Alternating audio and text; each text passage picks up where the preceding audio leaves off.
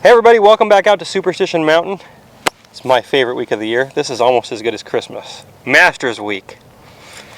And so we've got a treat for you. We're going to talk about a few different scenarios that the players at the Masters are going to face.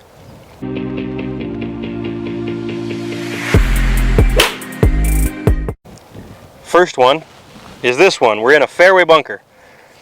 At the Masters, generally you see people hitting it in bunkers off of, there's a nice one on 1, nice one on 2, yep. Nice one on 8. There's a few key bunkers where people are going to hit it in.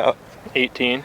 18. See a lot of people in those two bunkers, yep. Up the left side. So there's some nice bunkers there, and those bunkers are generally significantly higher lip than this one. Yep. Although this is, it's a fairly steep lip.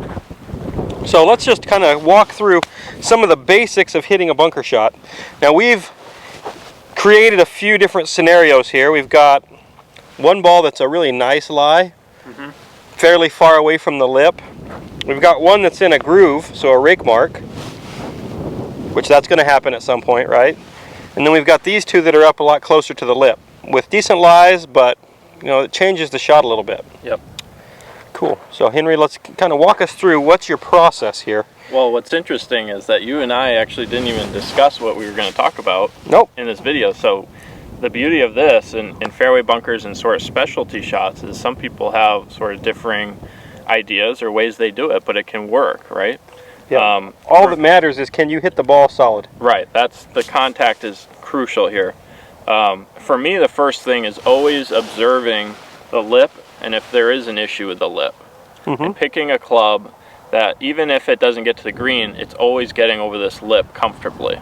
Yep. Right? Taking the trouble out of play, because leaving it in this bunker, that's no bueno. My number one rule when I was in college, my coach said, if you're in trouble, get out. Yep. So if we're in the bunker, we don't want to be hitting a bunker shot the next shot. Right. So now these two, just from observation, like, we're about 155 pin.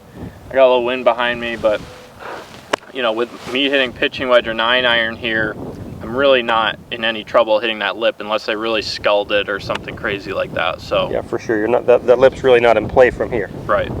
So for me, I want to get in here comfortably. I usually put it just a little bit back in my stance because I really want that ball first contact. I like digging my feet in just a little bit, and I like to feel kind of tall and feeling like I swing around myself because I want a shallow angle of attack. I don't like getting too steep. So those are kind of maybe a couple of feels I work on. With the ball back, I might open my stance a little bit just to offset that path as well. Okay. Pretty similar to what I do. I don't dig in a ton, but I'll dig in just enough so I have a nice base. Yeah, just so I'm not like sliding all over the place or anything. Yep. And then I'll grip down on the golf club just a tiny bit. Yep. I like to hover the club kind of middle of the ball.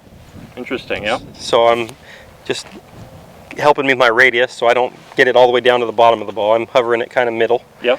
And if I miss anywhere, I generally miss slightly thin. Yep.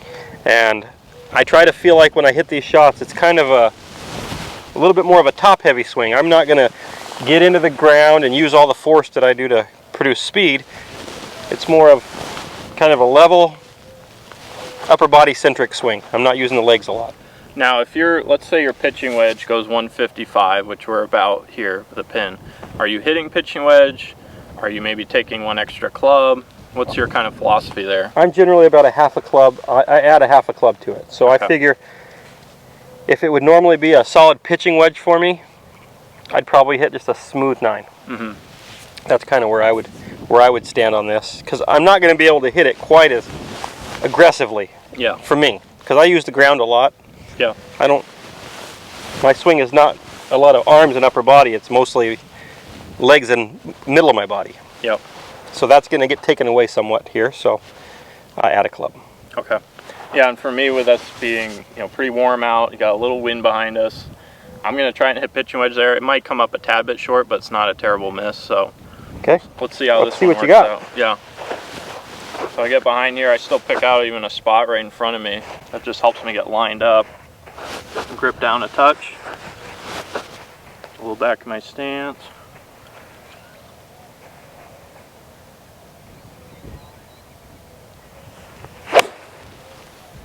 And he made pretty darn perfect contact. Might be just a touch short. No, Oh, it got there. it's right on the front of the green, just short of the pin. And usually out of these lies, it tends to cut just a little bit, just because for me, I like the feeling of, you know, getting that ball first. So with the handle being forward, I tend to swing maybe just a little more left, have the face a little open, but I'd say that's pretty common. yeah.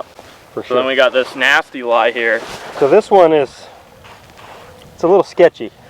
Yeah. So for me, and it's also a little bit above my feet, which makes it even harder because now the tendency is gonna be to clip the sand a little before the ball. right. So for me on this shot, yeah, this is a tough one. So I'd probably grip down a little bit more. I may even take 9-iron here, but I'm gonna hit pitching wedge just to see what happens. So I'll have it a little back to my stance. I'm gonna imagine the ball flight's probably gonna come out a little lower out of this lie. But all else is pretty much the same. I just want that good contact so I get focused on that.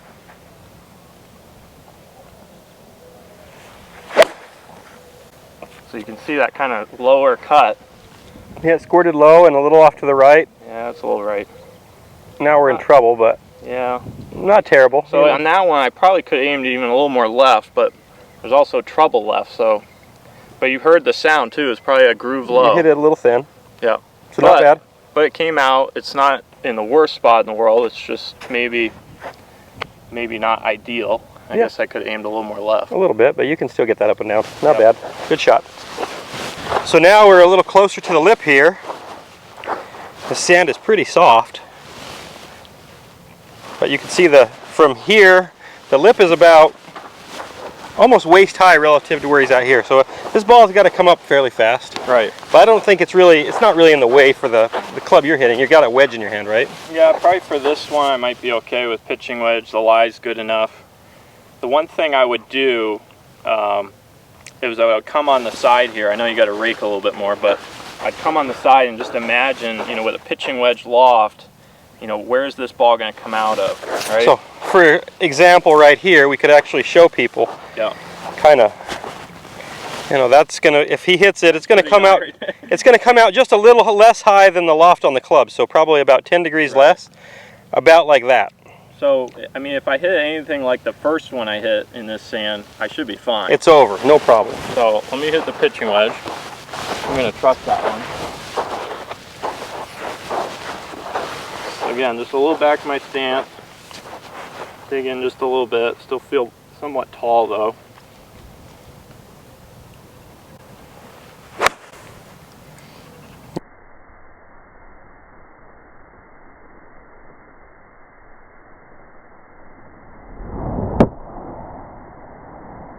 You hit it really solid, that same little cut. Yeah, I got a little wind going that way too. Yeah, the wind's blowing it. It's firm up there. That's pretty good, just on the fringe.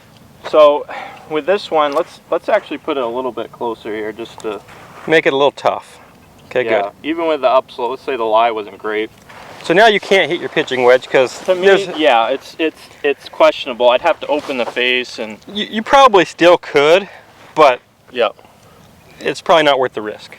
So one of the shots I always think about when I have the lip in front of me like this is, you know, I mean, number one, we got to get over the lip, but two, I always reflect back on like at Tiger at Carnoustie. You remember that bunker shot he hit? It was sweet. And he just went after it, right?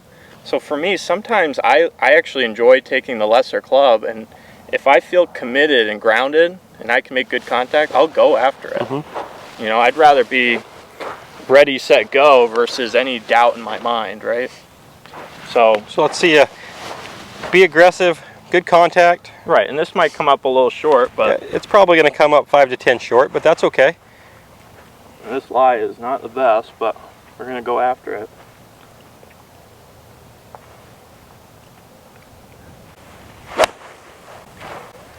Went after it, smoked it. It's going to be about 5 yards short, but it's really good.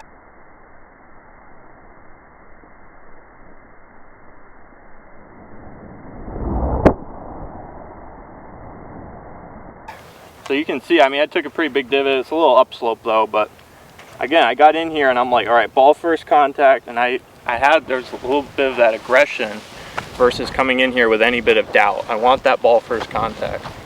And that's really the key to fairway bunker shots, is just making good contact. We've got to hit the ball first, and we've got to select a club we know we're going to get up and out. Right. And a gap wedge is going to get out a lot better than a 5-iron, I can tell you that. So yeah, you can get a gap wedge out of most yep. situations. Don't be afraid to come up a little short, miss in the right area, move on, you're out of the bunker. That's kind of the key here. So that's it. Yep.